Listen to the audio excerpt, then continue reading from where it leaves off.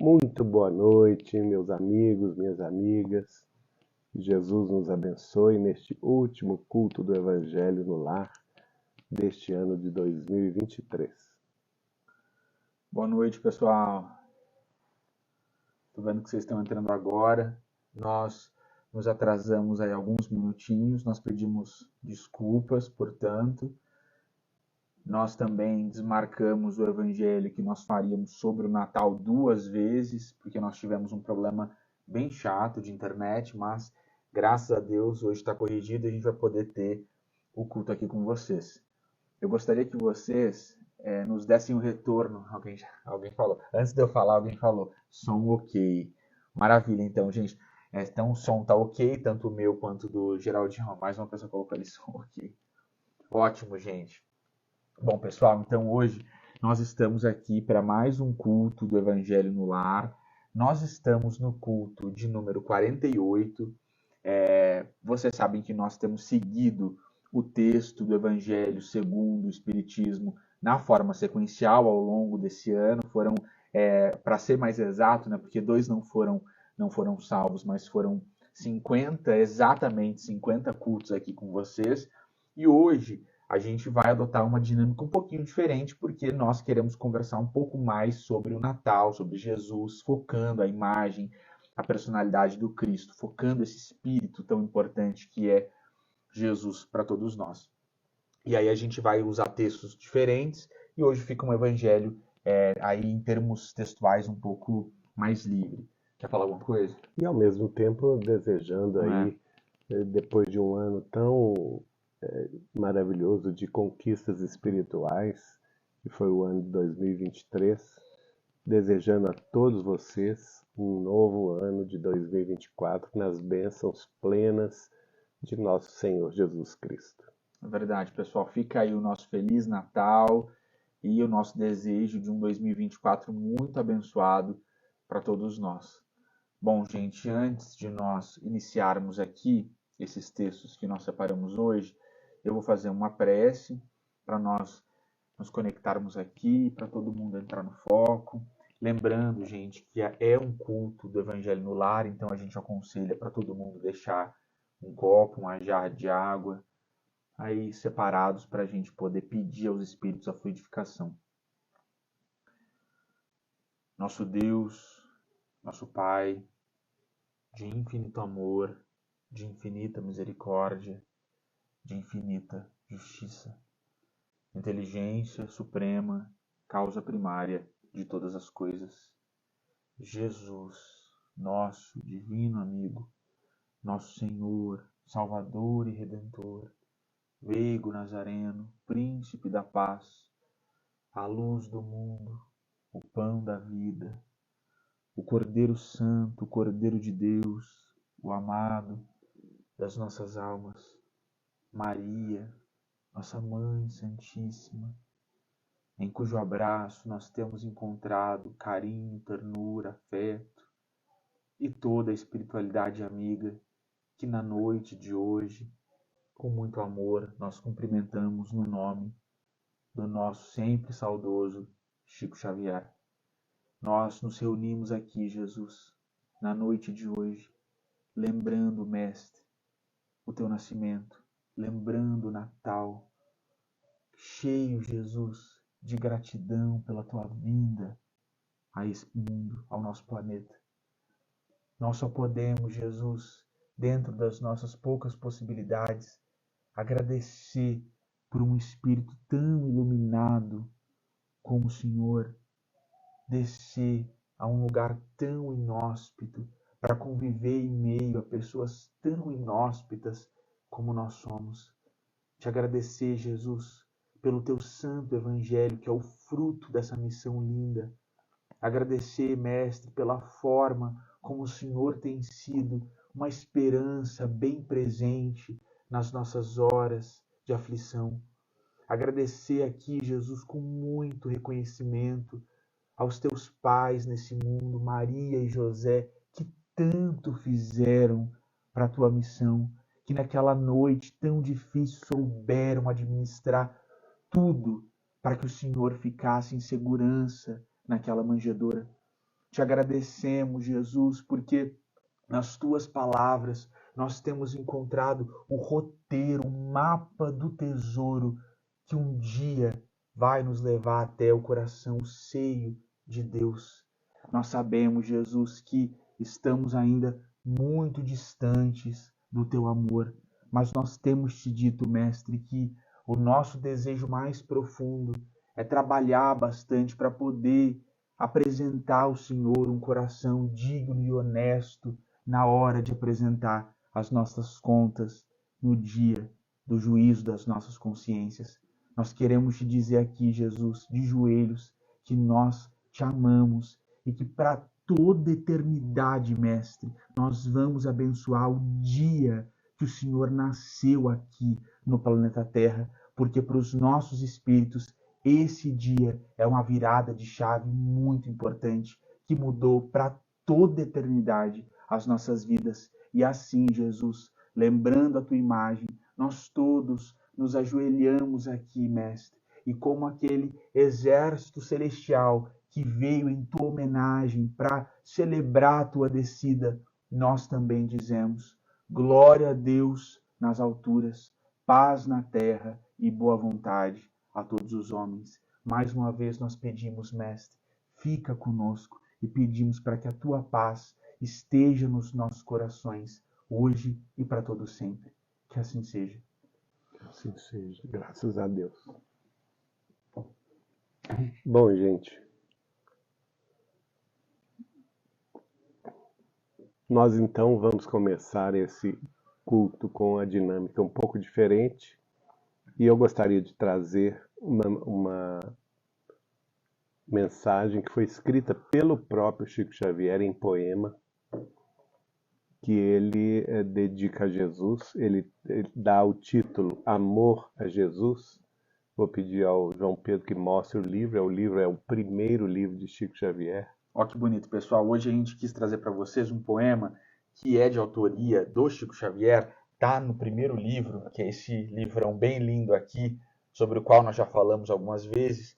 Um livro do qual a gente gosta muito, porque esse é literalmente o primeiro livro do Chico que foi aí organizado, compilado, para que nós tivéssemos acesso, né, em ampla escala. Ele próprio confeccionou esse livro ainda na década de 20, portanto, ele é anterior ao Parnaso de Além Túmulo, e nós descobrimos a existência desse livro depois da desencarnação do Chico e o publicamos pela Vinha de Luz Editora quando do centenário de Chico Xavier em 2010. Mas mostra a letrinha dele. Pessoal, olha que bonito, eu ia mostrar. Olha a letra do Chico aqui. Chega a própria perto, letra dele aqui, ó. Esse aqui é o poema que nós estamos trazendo hoje. Eu não sei se vai dar para vocês terem um acesso a essa letra, mas é uma letra bem bonita, gente. Isso. A letra do Chico é bem bonita. E nós escolhemos ele em homenagem né, do livro. Escolhemos em homenagem ao próprio Natal esta linda poesia do Chico, Amor a Jesus. E ele próprio assina, viu, gente? Está assinado como Francisco Xavier. E ele diz assim: Amor a Jesus. Eu não trago a minha alma amargurada, porque te amo, ó Jesus, com amor tão puro, que o meu ser desprezível e obscuro já não sente os espinhos pela estrada. E abençoo este mundo ingrato e duro, porque nele a minha alma lacerada entrevê toda em luz uma alvorada, deslumbrante e sublime no futuro. A minha alma te elevo no momento de amargura, tristeza e sofrimento, esquecendo da terra os pesadelos. Sinto logo 1000 flores luminosas que transformam-me as sendas espinhosas em caminhos translúcidos e belos. Francisco Xavier, Chico Xavier. Olha que coisa mais linda, João Pedro. Impressionante, né, gente? Impressionante. Quer comentar? Eu acredito muito que o nosso amor a Jesus, ele tem a capacidade de mudar a forma como nós olhamos para a nossa passagem aqui na Terra. E todo mundo que conviveu com Chico, Geraldinho, as outras pessoas que conviveram com ele, trazem para a gente essa perspectiva de que o Chico era alguém que trazia Jesus sempre muito próximo, como muito uma presente. realidade que não está distante, uma Isso. realidade etérea, mas alguém que está conosco sempre, um amigo fiel, um ombro em que a gente pode chorar quando a gente precisa, braços que vão nos sustentar quando a gente precisa, aquele esteio na hora da aflição, nos nossos dias mais difíceis, mas uma presença bem sentida nas nossas vidas, um amigo mesmo bem sentido ali do nosso lado. O Chico traz essa perspectiva para a gente e isso é muito emocionante. E esse poema aqui, ele ainda era tão jovem e já tinha esse sentimento cristão tão profundo na alma dele. É muito lindo. A gente não tem a data do poema, mas pelos mais próximos aqui, deixa eu ver se tem alguma data próxima. Alguma mais próxima, né? Provavelmente ele é de 1929, ou seja, o Chico devia ter 19 aninhos. 19 anos.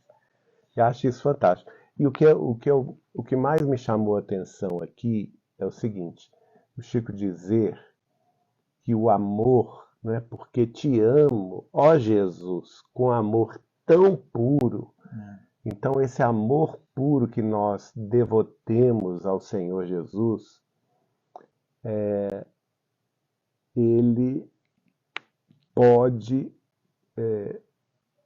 apesar da nossa incúria, da nossa pouca evolução, dos nossos problemas, ele nos basta, não é? Ele nos basta. E aqui ele fala assim, quer ver? Que o meu ser desprezível e obscuro já não sente os espinhos pela estrada. Ou seja, quando nós amamos Jesus de todo o coração, de toda a nossa alma, os problemas se tornam diminutos. E a promessa dele, né, gente? Vinde a mim, todos vós que estáis cansados e aflitos, e eu vos aliviarei. No poema do Chico, do início ao fim, a gente tem esse sentimento de que Jesus alivia a nossa encarnação. Esse mundo, pessoal, não é um mundo fácil. É claro que a gente não vai reclamar do planeta Terra jamais, porque é uma bênção a encarnação aqui, mas não é fácil nós estarmos encarnados num planeta de provas e expiações. Realmente, os dias difíceis virão. E se nós temos essa fé, essa crença, confiança no Cristo na hora da dificuldade, com toda certeza a gente tem o que Jesus prometeu, né? O jugo suave, o fardo leve. E agora nós escolhemos o livro Alvorada Cristã, do espírito de Neio Lúcio. Como vocês sabem, Neio Lúcio é o professor Arthur Joviano, a quem nós devemos tanto, não é? E nós que editamos vários livros dele através da Vinha de Luz Editora, o nosso carinho, estamos dedicando também esse culto à nossa querida Wanda Amorim Joviano, que hoje reside em Petrópolis, a neta de Neio Lúcio, que está ainda encarnada entre nós. Aliás, ela já se aproxima dos 100 anos, né? Em 2027, ela, se Deus quiser, completará os 100 anos. Então, o nosso carinho para com ela. E esta página do livro Alvorada Cristã, de Neio Lúcio, é o capítulo 49, com o título O Divino Servidor, que o João Pedro vai ler para nós. Pessoal, a gente também quis trazer um texto do Neio Lúcio, porque foi um espírito que nos ajudou muito nesse ano de 2023, então a gente também quer dedicar o evangelho de hoje, que é o último do ano, a ele. Então o texto, O Divino Servidor, né, do livro Alvorada Cristã. Quando Jesus nasceu, uma estrela mais brilhante que as outras luzia a pleno céu, indicando a manjedoura. A princípio, pouca gente lhe conhecia a missão sublime.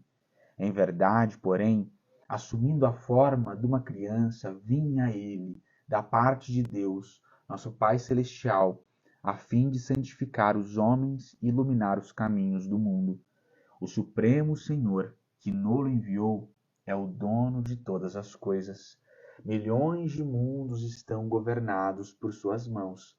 Seu poder tudo abrange, desde o sol distante até o verme que se arrasta sob nossos pés. E Jesus, emissário dele na terra, modificou o mundo inteiro.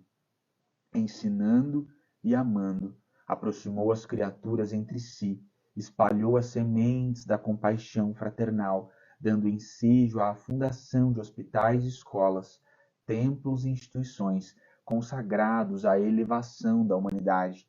Influenciou com seus exemplos e lições nos grandes impérios, obrigando príncipes e administradores, egoístas e maus, a modificarem programas de governo.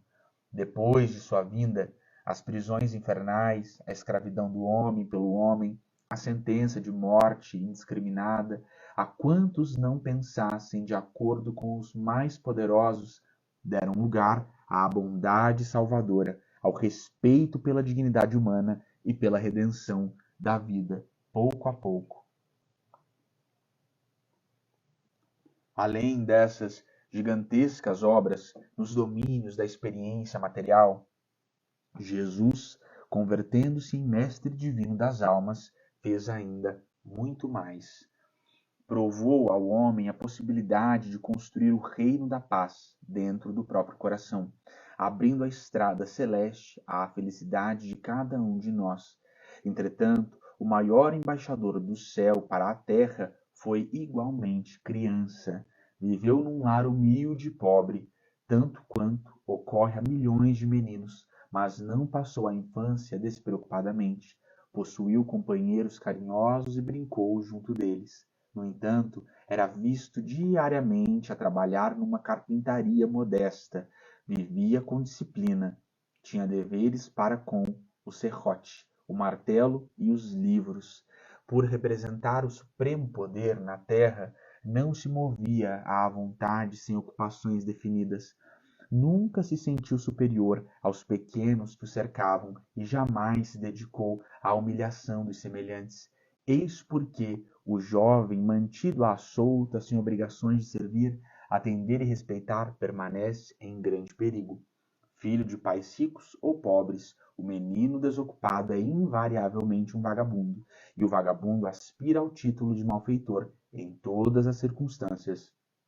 Ainda que não possua orientadores esclarecidos no ambiente em que respira, o jovem deve procurar o trabalho edificante em que possa ser útil ao bem geral, pois se o próprio Jesus, que não precisava de qualquer amparo humano, exemplificou o serviço ao próximo desde os anos mais tenros, que não devemos fazer a fim de aproveitar o tempo que nos é concedido na terra. Que lindo, hein, pessoal? Linda lição, né? E ela foi também incluída na 23ª edição do livro Antologia Mediúnica do Natal, publicado pela FEB em 1966. Eu acho assim sublime a gente ouvir, né, o Lúcio falando da infância de Jesus, né? Eu fiquei emocionado aqui. É emocionante. Esse trecho em que ele situa Jesus humildemente brincando junto de outros meninos, sem em nenhum momento humilhá-los pela sua superioridade. Olha que coisa sublime, né? E ao mesmo tempo atendendo os deveres do lar junto a Maria, sua mãe, e principalmente junto a José, seu pai, que era carpinteiro. Então ele estava ali.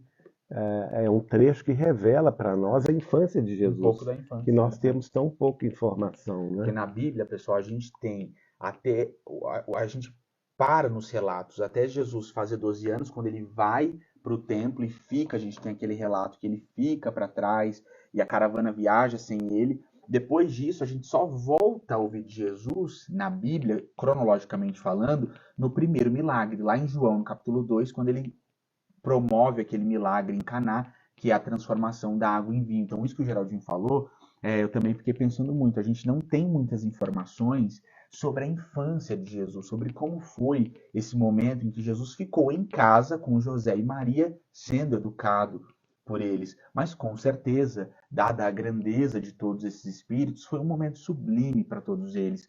E eu acho que é importante aqui a gente ressaltar a importância dos pais, Maria e José. Maria, né, a gente sabe, ela é a graça do céu que desce em favor de todos nós. A gente tem a saudação do anjo Gabriel, Ave Maria, cheia de graça, aquela virgem que receberia o Cristo de Deus. E José, a gente já conversou sobre isso, José, na tradição bíblica, é um homem pouco falado, mas nos 2 primeiros capítulos do Evangelho de Mateus, nós vemos que José é um homem muito importante, um espírito muito elevado.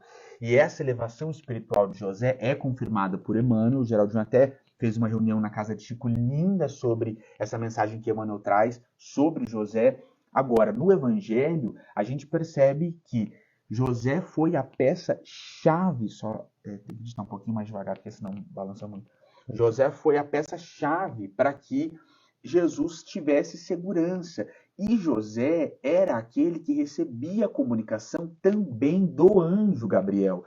Nos relatos de Mateus, José estava ali com o casamento prometido com Maria, Maria apareceu grávida e José já revela a grandeza espiritual dele quando ele decide não expor Maria ao público, né? Essa mulher apareceu grávida. Então, ele sendo muito generoso, um homem da lei, mas ele decide deixá-la em segredo. E aí a gente tem o primeiro momento em que José tem uma revelação espiritual. Lá no Evangelho de Mateus, no capítulo 1, quando a gente tem o relato de Mateus nos dizendo que em sonho José foi avisado pelo anjo Gabriel para não deixar Maria, porque o que nela fora concebido tinha sido concebido pelo Espírito Santo. Esse homem, gente, José, um homem sobre o qual a gente fala pouco, porque a gente, né, sempre tem muitas conversas sobre Maria, e com toda razão, mas é um espírito elevadíssimo, que recebeu as comunicações mais importantes para que Jesus tivesse vida física. Porque Herodes, aí avançando, queria, né, matar o Cristo, e é José que recebe as comunicações espirituais do anjo Gabriel, no sentido de quais coordenadas devemos tomar para proteger o Cristo. Então eles vão para o Egito, depois eles voltam, né, para Jerusalém, mas eles permanecem na Galileia. Então esse homem é um homem muito importante. E o Geraldinho já pegou aqui o texto que ele usou para fazer uma reunião sobre José, e acho que ele vai trazer um pedacinho para a gente. Acho que é importante a gente entrar nesse texto também, porque ele é pouco conhecido e pouco comentado nos arraiais espíritas cristãos, e ele está no livro Levantar e Seguir, de Chico Xavier, pelo Espírito de Emmanuel, editado pelo GEM, Grupo Espírita Emmanuel de São Bernardo do Campo, em São Paulo. E ele mostra a elevação, isso que o João Pedro está falando, que na Bíblia a gente tem pistas da elevação dele. O contato dele com uns falam anjo Gabriel ou arcanjo Gabriel, não é? Que sempre aparecia para José para protegê-lo, proteger a família, ele e Maria, não é? A família raiz, e depois do nascimento de Jesus também proteger a criancinha, não é? E foi essa proteção que levou a Sagrada Família para o Egito. E, portanto, fugindo das consequências funestas da decapitação das criancinhas. E lembrando que até a saída de Jesus para o Egito, ela estava prevista com profecia no Velho Testamento. Então, até isso era Jesus cumprindo as profecias do Messias. Mas vamos ao que Emmanuel escreveu sobre José, que é pouco falado, né? Essa personalidade é pouco trazida assim, para a nossa reflexão, mas Emmanuel escreve uma página belíssima. Ele diz: em geral, quando nos referimos aos vultos masculinos que se movimentam na tela gloriosa da missão de Jesus, atentamos para a precariedade dos seus companheiros, fixando quase sempre somente os derradeiros quadros de sua passagem no mundo. Aí, naturalmente, ele se referindo a Judas João, né, que Iscariotes, ficou ali a até o último João, momento. João, o evangelista, que está ali do Pedro que lado, negou Pedro negando, quer dizer, a gente lembra deles, né? imediatamente dessas figuras do Evangelho. Prossegue Emmanuel. É preciso, porém, observar que, a par de beneficiários ingratos, de ouvintes indiferentes, de perseguidores cruéis e de discípulos vacilantes, que aí ele coloca também Caifás, Anás, que são os perseguidores, Herodes, né? Herodes, também o Pilatos, que lavou as com mãos, certeza, né? Então, a par desses todos e dos discípulos invigilantes ou vacilantes, houve um homem integral. Olha só, Emmanuel chama José de homem integral, que atendeu a Jesus, hipotecando-lhe o coração sem mácula Olha, consciência e pura. a consciência pura. Quer dizer, o coração de José era sem Sem mácula. mácula. Então, um espírito puro. Consciência pura, gente. Olha isso. Um espírito puro. E até eu vou lembrar aqui a figura do nosso querido Victório Turconi, lá do Rio Grande do Sul. Um grande abraço, Victório. Abraço, querido. E na belíssima palestra que ele fez no Encontro Nacional dos Amigos de Chico Xavier e sua obra, realizada em Torres, no início de novembro, o 16º encontro, ele falou, gente, é preciso atentar para a pergunta que Kardec faz. Né? O Vitório trouxe uma percepção muito interessante sobre a questão 625 do Livro dos Espíritos. Quando os espíritos perguntam qual é o modelo, né, mais perfeito. Né? E os espíritos superiores responderam, Jesus. Resposta então, categórica. o modelo mais perfeito. Ora, isso não exclui que haviam outros espíritos perfeitos. E aqui Emmanuel está confirmando que José era um espírito perfeito, porque ele hipotecou o seu coração sem mácula e a sua consciência pura a Jesus. Isso é lindíssimo.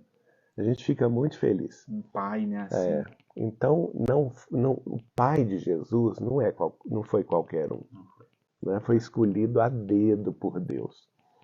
Prossegue Emmanuel. José da Galileia foi um homem tão profundamente espiritual que seu vulto sublime escapa às análises limitadas de quem não pode prescindir do material humano para um serviço de definições.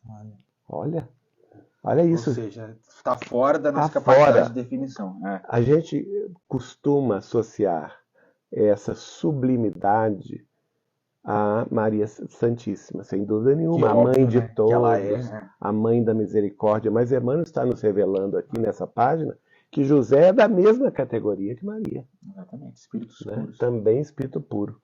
Né? Um vulto tão profundamente espiritual, segundo Emmanuel, que escapa às nossas análises limitadas.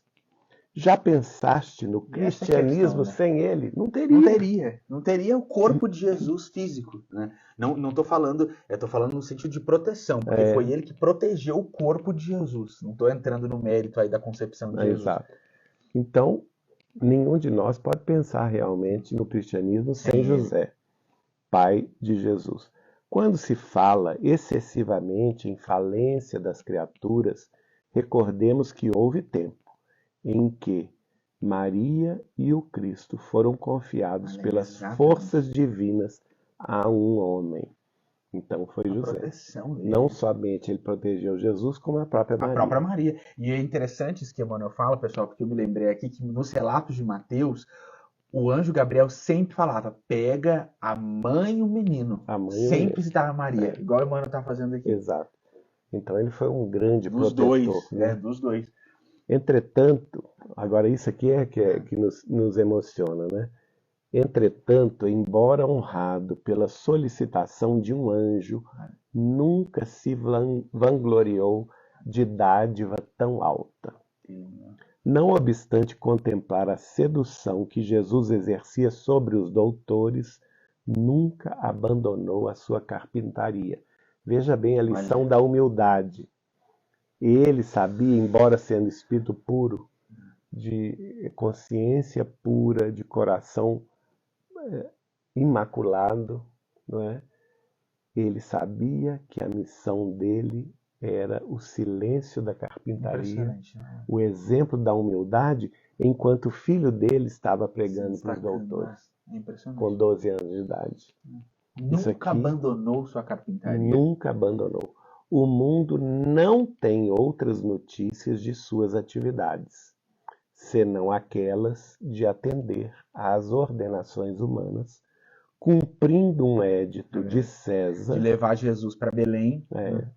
e as que nolo mostram no templo e no lar, entre a adoração e o trabalho. Então veja, um homem puro que estava entre as obrigações humanas, a oração e o trabalho da carpintaria. Magnífico isso, né? E termina essa lindíssima mensagem de Emmanuel, ele dizendo-nos o seguinte: sem qualquer situação de evidência, deu a Jesus tudo quanto podia dar. Que lindo isso. A ele deve o cristianismo à porta da primeira hora. Mas José passou no mundo dentro do divino silêncio de Deus. Impressionante, né? Isso é de falar. É impressionante, gente. Muito lindo.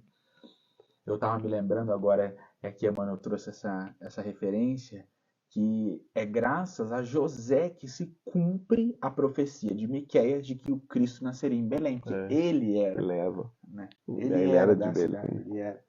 E, gente, vamos casa de pensar Belém. nessa frase, né? José passou no mundo dentro do divino silêncio de Deus. Isso é tudo, gente. É muito bonito. Não tem coisa mais linda do que essa frase, na minha opinião. Então, voltando aqui à mensagem na Luz, por isso que ela me tocou muito quando aqui ele vai falar que Jesus foi criança também, não é? Claro, ele também cresceu, foi criança. Vamos ver se a gente acha aqui rápido. Aqui, entretanto, o maior embaixador do céu para a terra, que é Jesus, foi igualmente criança. Viveu num lar humilde e pobre, tanto quanto ocorre a milhões de meninos, mas não passou a infância despreocupadamente. Possuiu companheiros carinhosos, brincou junto deles, no entanto, era visto diariamente a trabalhar numa carpintaria. Olha o exemplo do pai. Todo dia. Né? E isso serve para todos nós, né, humanos na Terra, que nos aventuramos a ser pais das crianças do mundo. Olha o tanto que é importante a gente ter o exemplo do trabalho digno perante o filho, né? Assim como Jesus via no pai, não é? Este exemplo. E aqui, né, o Lúcio está confirmando. Jesus era visto diariamente a trabalhar numa carpintaria modesta. Vivia com disciplina, tinha deveres para com o serrote, o martelo e os livros. Os livros. 3 coisas. Os deveres para com o serrote e o martelo, para moldar a madeira, carpintaria, o ofício do pai, né? Mas também com os livros. Olha que interessante. Que família, hein, Que gente? família. José, Maria e Jesus, Lindo imagina. demais, né, gente? Por representar o supremo poder na Terra, não se movia à vontade, sem ocupações definidas. Olha só, ele teve obrigações da Terra. Aí a gente fica pensando, não tem razão nenhuma para médiuns na Terra não trabalharem, não terem uma profissão, ou também não há razão para eles viverem financeiramente da mediunidade, da obra. Assim como pregadores de outras escolas religiosas, não há razão para que eles sobrevivam na Terra da pregação do Evangelho, sejam palestrantes, espíritas ou não, pastores, sacerdotes de outras tribos religiosas. Não existe razão, porque o próprio Cristo não deu esse exemplo. O pai dele Não deu esse exemplo. Todos tinham obrigações definidas, ocupações definidas. E Jesus nunca se sentiu superior aos pequenos que o cercavam e jamais se dedicou à humilhação dos semelhantes. Então, Aí vem a grande lição, porque toda página de Neio Lúcio tem uma grande lição moral, né? Eis porque o jovem mantido à solta, que aí vamos trazer para a nossa realidade, O exemplo de que Jesus, é, né? infelizmente, uma realidade tão patente nas nossas sociedades, não somente no Brasil, mas principalmente no Ocidente, nesse mundo dos mimimis, né? Em que o jovem, infelizmente, está cada vez mais solto das rédeas dos pais, Tá bem complicado. dos bons costumes, da religião, da fé, do trabalho em favor dos semelhantes, né? E aqui ele dá essa conclusão assim da moral desta página. Eis porque o jovem mantido à solta, sem obrigações de servir, atender e respeitar, permanece em grande perigo. Exatamente. Bom, agora você quer falar mais alguma coisa? Eu acho que essa mensagem do Neo Lúcio, para além desse ensino moral que nos traz sobre os jovens, lembra muito, né, isso que a gente comentou aqui, até se deteve um pouco nesse aspecto, que é essa família abençoada, a infância de Jesus com José e Maria e a importância desses dois espíritos. A gente precisa, como espírita, que tem um pouco mais de acesso a outras literaturas e outras possibilidades textuais, entender, sem sombra de dúvidas, de que o seguinte, para a maior luz do mundo poder descer, outras luzes também precisaram descer para abrir esse caminho, para dar conta do trabalho, para que Jesus pudesse cumprir a sua missão. Isso. A gente vai encerrar então o culto desta noite de hoje, o último culto do Evangelho do ano de 2023, novamente agradecendo a Deus a oportunidade de termos vivido,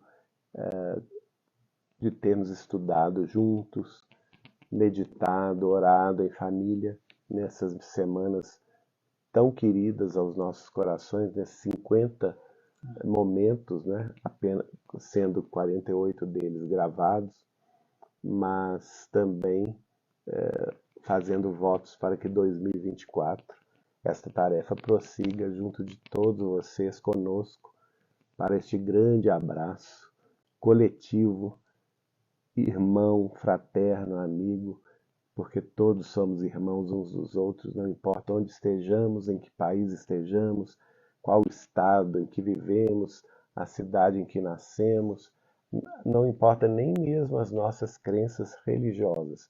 Podemos ser de uma escola ou outra religiosa, mas todos amamos Jesus com profundo amor, profunda dedicação em nossos corações, e é para Ele que nós dedicamos nosso Senhor e Mestre, nosso divino amigo, nosso divino médico das almas, o nosso culto, último culto do ano de 2023. Eu escolhi para terminarmos as leituras, e eu vou pedir que depois dessa leitura o próprio João Pedro faça a prece final, porque essa poesia é muito linda. Está na Antologia Mediúnica do Natal, capítulo 38, e é do espírito de Amaral Ornelas, e chama-se Ante Jesus. Eis que passa no tempo a imensa caravana, a multidão revel que humilhada se agita, reis, tiranos e heróis rondando a turba aflita e fugindo à verdade augusta e soberana. Sobre carros triunfais a treva se engalana, e a mendaz ilusão freme, goza e palpita, para arrojar-se após a miséria infinita, na cinza que se acolhe a majestade humana. Mas tu, mestre da paz, que a bondade ilumina, guardas imorredoura a grandeza divina, sem que o lodo abismal te ofenda ou desconforte. Tudo passa descendo à sombra do caminho, mas no sólio da cruz ainda imperas sozinho, na vitória do amor que fuge além da morte. Amaral Ornelas. Muito linda a poesia, né, gente? Bom, No ano que vem, 2024, nós estaremos aqui toda quinta-feira, às 8h30.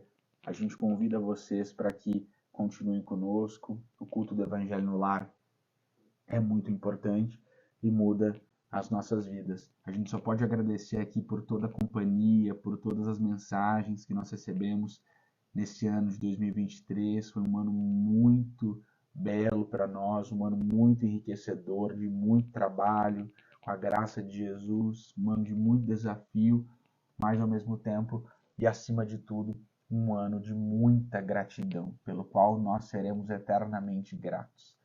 Nós queremos aqui finalizar o culto com essa mensagem. Quero saber se quer falar mais alguma coisa. Tá tudo bem. E aí, pessoal, a gente se encontra aqui na semana que vem, às 8h30. Eu vou fazer uma prece aqui e nós finalizaremos e salvaremos o vídeo para ficar Vamos fazer o Pai Nosso? Pode ser, né? É uma boa, né? Então, gente, nessa hora a gente pede para que todos vocês mentalizem a imagem de Jesus com muita fé, com muita gratidão por tudo que Ele fez, tem feito e sempre vai fazer por todos nós. Pai nosso que estais no céu, santificado seja o vosso nome. Venha a nós o vosso reino, seja feita a vossa vontade, assim na terra como no céu. O pão nosso de cada dia nos dai hoje. Perdoai as nossas ofensas, assim como nós perdoamos a quem nos tenha ofendido.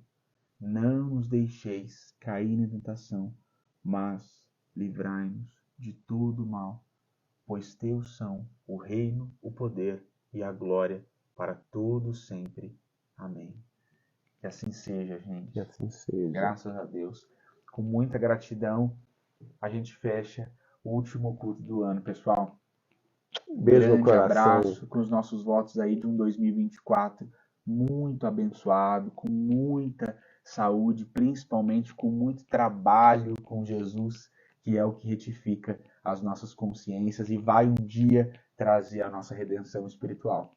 Feliz ano novo, pessoal. Feliz ano novo, 2024. gente. Feliz 2024. Abração.